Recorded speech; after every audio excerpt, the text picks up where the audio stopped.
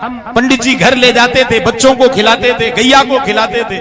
आजकल गैया तो है ही नहीं और बच्चे तुम्हारे चढ़े हुए चावल खाने वाले नहीं, क्योंकि कोटा के होंगे, आधे से ज्यादा उसमें कीड़े होंगे जो तुम चढ़ा रहे हो।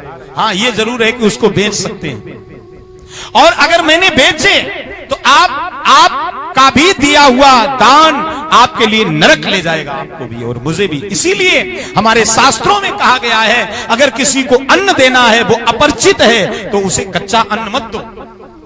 किसी को वस्त्र देना है तो बिना सिला हुआ मत दो, थोड़ी मेहनत करो, उसे पका के अन्न दो। कम से कम अगर तुम रोटी दाल सब्जी चावल पका के दोगे तो वो भले ही ना खाए, फेंक दे, तब भी तुम्हारा व्यर्थ नहीं जाएगा। उसे पशु खाएंगे, चींटियां खाएंगी, पक्षी खाएंगे, तुम्हारा पुण्य हो जाएगा। कम से कम बेच तो नहीं पाएगा। दान करने का भी एक नियम है, एक तौर तरीका है। ऐसे ही दान नहीं, दान देने वाले को ही दान देना चाहिए।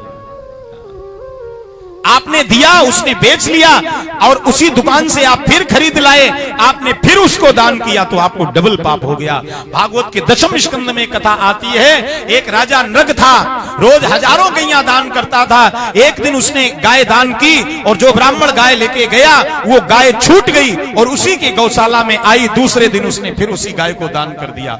वो ढूंढता हुआ आया और ये लेके जा रहा था, दोनों मिले, ये मेरी गाय, ये मेरी गाय। नृग के सामने आए, नृग इसका फैसला ना कर पाए तो श्राप दे दिया गया। हजारों गाय रोज दान करता था, सोने में सींग मढ़ाए, चांदी में खुर मढ़ाए, रेशमी रत्नों की जड़ी झूल, बढ़िया दुधारू, साथ में बछड़ा या बछिया, दूध देने वाली गाय।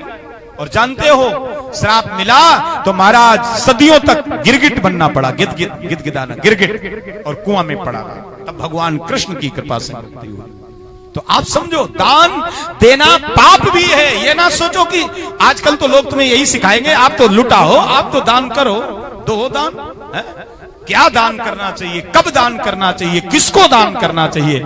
अगर आपको ये 3 चीजें नहीं मालूम है तो आपको दान का पुण्य मिलेगा नहीं। मान लीजिए आपने किसी को 100 रुपए दान दे दिया और उसने वो 100 रुपए का कारतूस लेकर के किसी के गोली मार दी, तो क्या तुम्हें पाप नहीं लगेगा? अगर तुम 100 रुपए ना देते तो उसकी हत्या बच जाती कि नहीं बच जाती? आपने किसी को 500 रुपए दान दिए और उसने उससे मांस खाया, मदिरा पी और मदिरा में किसी बहन बेटी की इज्जत लूट ली, तो क्या तुम्हें पाप नहीं लगेगा? है? इसलिए ये सब सावधानी के, सावधान होकर के ये सब करने की जरूरत है। होश। खैर, हमारे यहाँ की जो प्रथा थी, बड़ी पूजनीय प्रथा थी, सभी का हक होता था महाराज।